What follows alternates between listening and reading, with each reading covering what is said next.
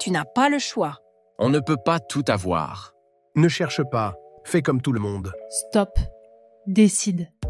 Ce podcast, c'est le repère des esprits libres, de ceux qui veulent bousculer les normes, remettre en question les limites, les modèles, qui en ont marre qu'on leur dise quoi faire ou que ce n'est pas possible. Je m'appelle Joy et je serai votre hôte. Ici, on va parler sans tabou de tout ce qui peut brider ou pimper notre vie.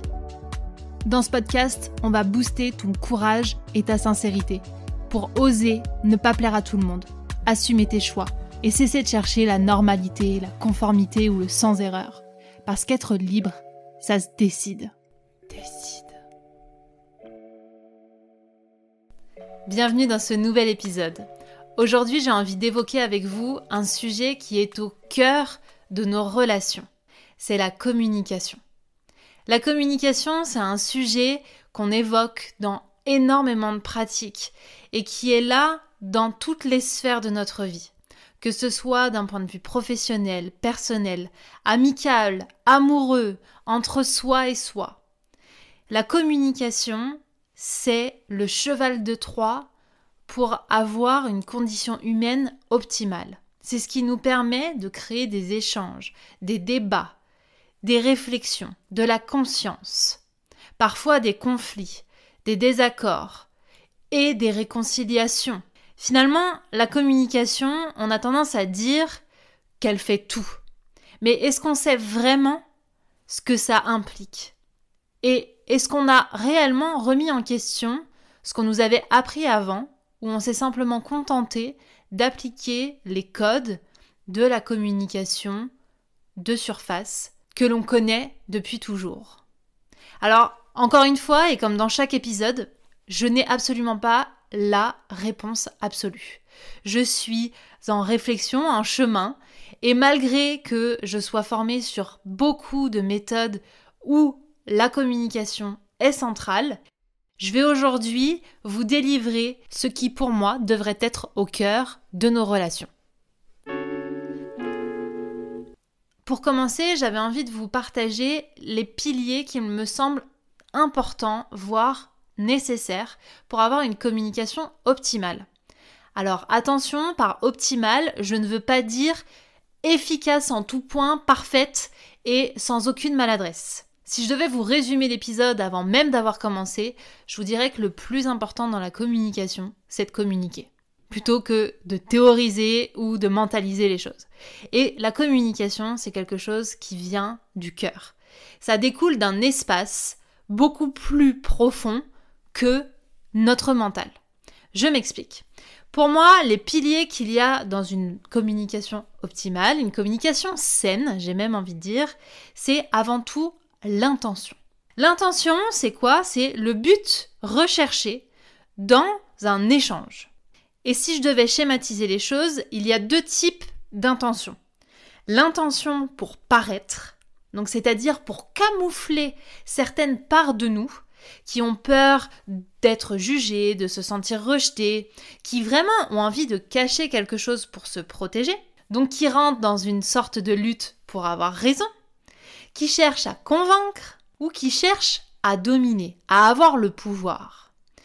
Cette première intention, que j'ai catégorisée dans le paraître, elle est justement là pour nous montrer qu'on va mettre des masques parce que notre vulnérabilité, on ne veut pas l'exposer. Quelle que soit la raison, c'est pas le sujet ici, c'est plutôt de se dire que lorsque je cherche à avoir raison et donc fatalement faire en sorte que l'autre ait tort, à convaincre ou à avoir le pouvoir, je suis avec mes masques. Je suis avec mon mensonge intérieur que je n'ai pas conscientisé. Le deuxième type, ça va être une intention pour se relier, pour créer une connexion, voire entretenir, cultiver une connexion où on cherche à prendre soin de la relation. Et donc du coup, la première question qu'on peut se poser dans notre manière de communiquer, c'est avec quelle intention j'entre dans la relation. Quand j'engage une conversation, est-ce que j'ai de base une intention de paraître ou une intention de me relier ? Le but, c'est pas d'émettre un jugement et de dire c'est bien ou mal, c'est déjà dans un premier temps d'en prendre conscience. Je vous donne un exemple. Vous êtes en pleine dispute avec votre conjoint ou votre conjointe. Est-ce que vous pensez être dans l'intention du paraître ou dans l'intention de vous relier? Vous savez, quand vous cherchez à montrer, à prouver que c'est vous qui avez raison, que vous lui avez déjà dit, qu'il ne vous écoute pas. Est-ce que vous êtes dans le paraître ou dans la reliance? Lorsque vous cherchez aussi à convaincre votre vieil oncle à un repas de famille de s'investir dans telle et telle cause, ou encore lorsque vous tentez de convaincre vos proches de faire attention à leur santé. Toutes ces fois où on cherche à paraître, on ne prend pas soin de la relation. Et est-ce que c'est vraiment le type d'intention avec laquelle on a envie de communiquer? Je ne crois pas, sauf qu'on n'y met pas de la conscience. Il y a des millions d'exemples qui nous montrent que la majorité du temps, nous sommes dans une intention de paraître. Et j'ai envie de nous déculpabiliser là-dessus et de nous rappeler que ce n'est pas de notre faute parce qu'on ne nous a pas appris à faire autrement. On ne nous a pas parlé à l'école de cette intention. On ne nous a pas dit très clairement, quand tu t'adresses à quelqu'un, pose-toi la question, depuis quel espace tu parles? Est-ce que c'est depuis un espace où il y a une sorte de lutte, de combat, toi contre le reste du monde, ou c'est depuis un espace où vous allez chercher à vous relier, sans forcément qu'il y ait un dominant, un dominé, sans chercher à ce qu'il y ait une confrontation, un combat, juste à chercher à ce que l'autre soit lui-même et que vous soyez vous-même. Je fais une rapide aparté dans cet épisode pour vous solliciter. Peut-être que vous le savez, j'ai envie de propulser ce podcast à un autre niveau. Et pour ça, j'ai besoin de vous. Vos écoutes sont précieuses pour moi, mais malheureusement, l'algorithme n'est pas de cet avis.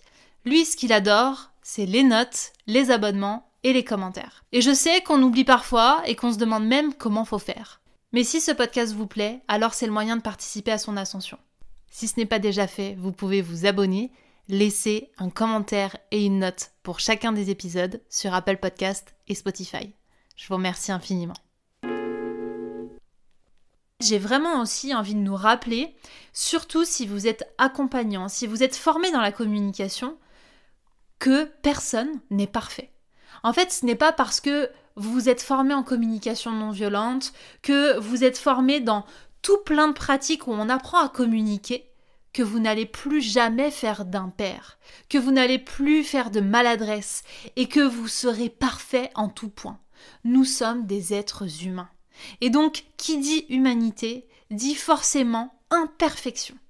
Et c'est l'un de mes professeurs, justement en communication non violente, qui m'a rappelé ça, que ce qu'il y a de plus important dans nos relations, c'est de chercher à faire de notre mieux, avec les moyens que l'on a à disposition.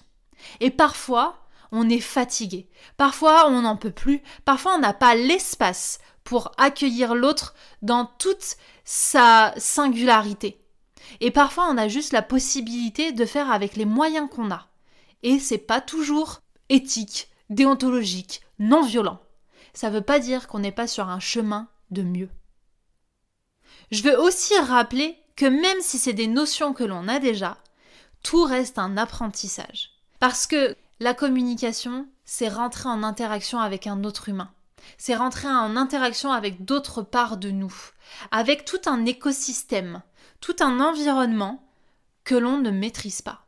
Et donc, si on retombe dans cette envie d'avoir une communication carrée, parfaite, on cherche à contrôler la vie qui s'immisce dans nos échanges. Et l'idée, c'est pas de vous faire un épisode pour vous dire « Ayez une communication parfaite, ayez toujours des intentions pour vous relier à l'autre ». Non, c'est juste de faire les choses avec conscience. Lorsque vous avez en face de vous quelqu'un qui va être exécrable, est-ce que vous allez chercher forcément à vous relier? Eh bien non, en fait. La règle, c'est pas « ayez toujours des intentions de vous relier ». Si vous estimez que la personne en face est un gros con, eh bien ne cherchez pas à vous relier. Cherchez plutôt à paraître et à expédier la situation rapidement. En fait, il faut faire vraiment la distinction entre avoir une bonne communication avec les gens que l'on porte dans nos cœurs, avec qui on a envie en fait d'entretenir une relation qui est riche de qualité et qu'on a envie de faire évoluer, et ceux où on n'a absolument pas envie de mettre de l'énergie. Parce que justement, quand on est curieux d'apprendre à mieux communiquer, on a souvent tendance à se dire « Ah mais moi, je veux communiquer parfaitement avec tout le monde ». Mais on n'est pas dans le monde des bisounours où tout le monde est gentil, tout le monde est beau. Une communication optimale, une communication qui vient du cœur, c'est avec des gens avec qui on a envie de communiquer avec le cœur. Et certaines personnes ne sont pas prêtes. Et je pense que vous n'avez pas envie de l'être avec chaque personne. Et il n'y a aucun problème à ça.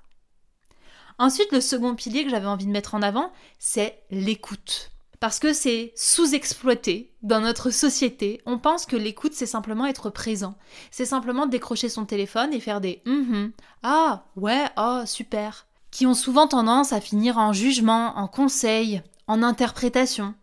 Rien qui ne découle vraiment d'une écoute radicale, qui nous permet finalement d'être en lien avec la personne. Et pour ça, je nous invite vraiment à cultiver notre qualité de présence, à ne pas chercher à finir la phrase de l'autre, à lui trouver un conseil, à anticiper notre réponse, à ce que ça nous fasse penser à telle situation. Juste à cultiver le fait d'être là, présent, avec l'autre, et à transformer nos jugements internes, notre dialogue interne, en une curiosité de ce que l'autre a à nous dire. Et dans un premier temps, l'une des meilleures façons pour pouvoir être dans l'écoute, c'est de se taire. C'est de laisser la place à l'autre pour s'exprimer. De la place pour justement écouter, entendre. Je vous invite vraiment à expérimenter cette écoute radicale de tout votre être, en ne parlant pas pendant 5-10 minutes. Et si vous n'êtes pas très à l'aise avec les silences, vous pouvez simplement vous contenter d'un « j'entends ce que tu dis ».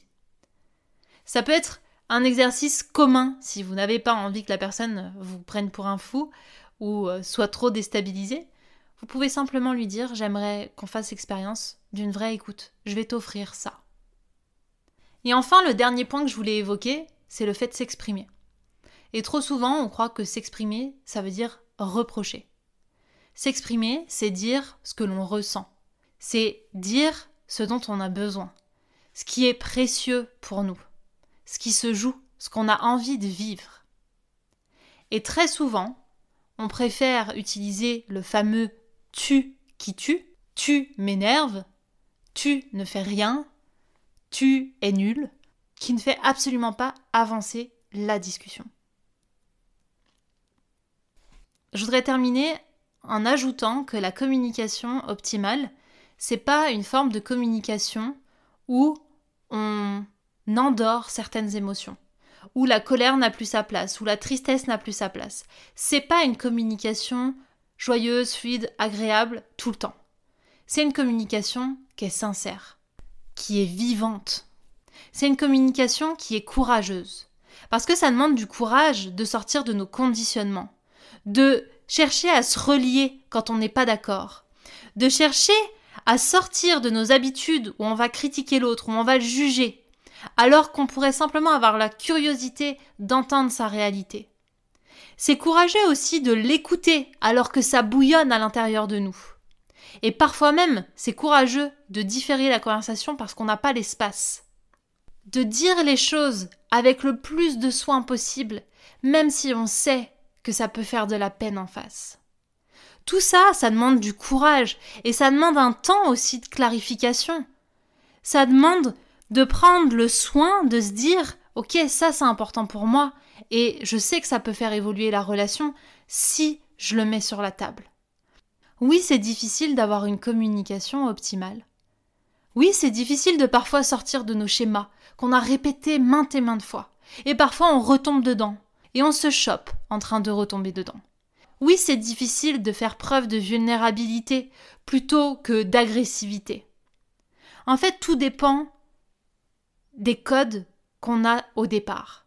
Il y en a pour qui, aujourd'hui, c'est simple de parler de façon optimale, parce qu'ils ont appris à parler avec leurs émotions, à écouter, à ressentir, à s'exprimer. Mais je ne connais personne qui a la communication parfaite. Ce sont pour moi des gens qui se sont entraînés, qui ont expérimenté et qui s'entraînent encore, mais qui, surtout, ne cherchent pas à rejeter leurs émotions, qui ne cherchent pas la perfection. Donc s'il y a un seul conseil que je peux vous donner dans cet épisode, c'est d'expérimenter d'autres façons de communiquer. Et ça ne passera pas toujours que par des mots ou des structures de phrases. Ça passera aussi par des émotions, des gestes. Votre communication, c'est ce que vous décidez d'en faire. Et parfois, dire quelque chose en larmes, ça vaut bien plus qu'une phrase bien construite. Parce que elle sortira tout droit de votre cœur. Plutôt qu'une phrase que vous avez bien réfléchie, bien construite pour pas blesser et en même temps pour dire les choses qui auraient simplement une saveur de robot. J'espère que cet épisode vous aura éclairé sur plein de points et que ça vous donnera envie d'expérimenter à la fois des discussions avec de nouvelles intentions, d'explorer l'écoute radicale et que ça vous aura aussi donné envie de vous exprimer et de laisser de la place à votre sincérité. Si cet épisode vous a plu, faites-le moi savoir en laissant une note et un commentaire sur Apple Podcast et Spotify. Je suis également toujours très friande de parler avec vous sur les réseaux sociaux, donc vraiment n'hésitez pas. Et si vous avez pensé à quelqu'un tout au long de cet épisode avec qui vous avez envie d'améliorer votre communication, partagez-le lui, c'est comme ça que vous commencez à semer des graines. Je vous donne rendez-vous dans le prochain épisode, je vous embrasse.